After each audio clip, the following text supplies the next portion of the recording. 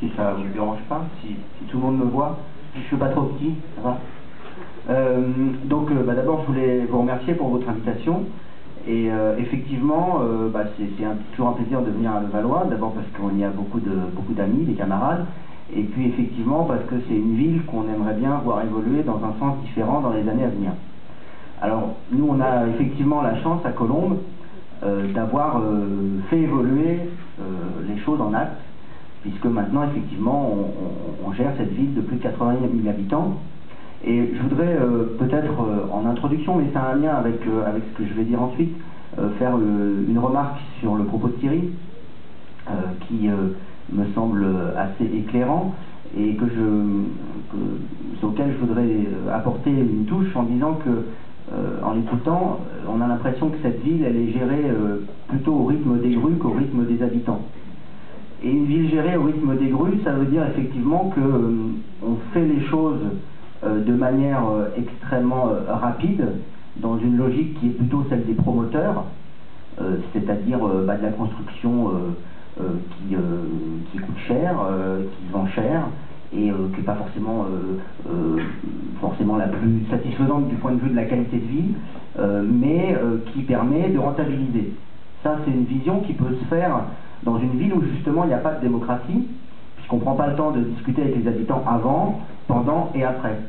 Donc effectivement, dans ce cas-là, les projets peuvent aller très vite. Il suffit que le maire tape dans la main des promoteurs et dit, bah voilà, banco, voilà, je vous cède un terrain ou je vous mets en relation avec le propriétaire d'un terrain, vous nous construisez quelque chose rapidement, et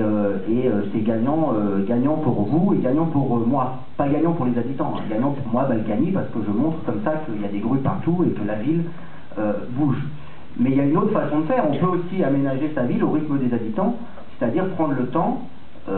tout en faisant des constructions. Ça n'empêche pas de réaliser des nouveaux quartiers, ça n'empêche pas de réaliser des immeubles, des logements, des bureaux, mais on prend le temps de réfléchir et de construire un projet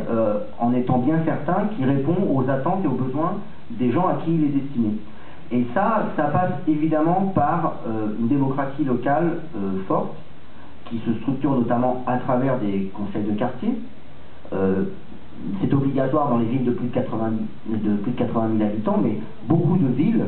de plus de 20 000 habitants en ont, même si ce n'est pas obligatoire. Là où il n'y en a pas, en général, c'est parce qu'on n'a pas très envie de discuter avec les habitants de ces projets, parce qu'on considère que c'est un peu une perte de temps, que les gens donnent leur avis, et que le maire, il a été élu, alors pendant 6 ans, il décide un petit peu de tout avec ses adjoints, avec ses services, et puis voilà. Donc ça, c'est une vision qui existe. Nous, on l'a connue à Colombes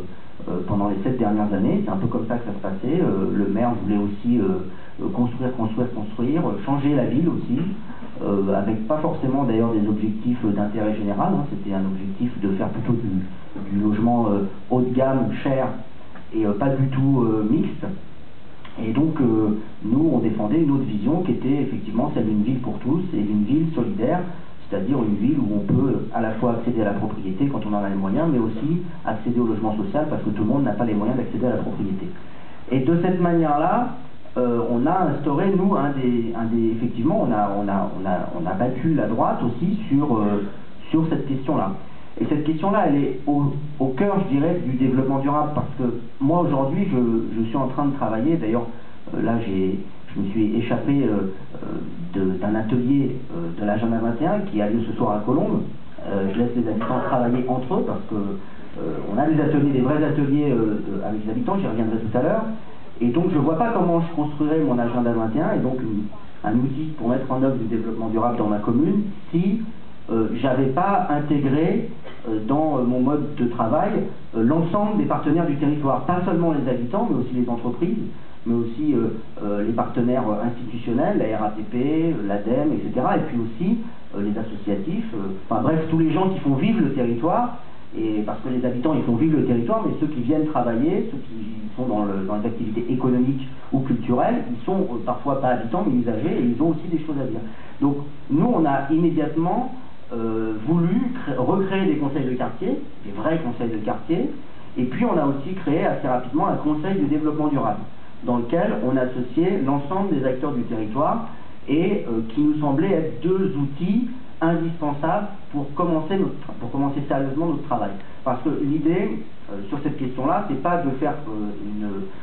quelques actions un peu choc, on va dire, qui est aussi le cas dans certaines communes, mais c'est de faire un travail en profondeur, et donc ça nécessite quand même de préparer et de prendre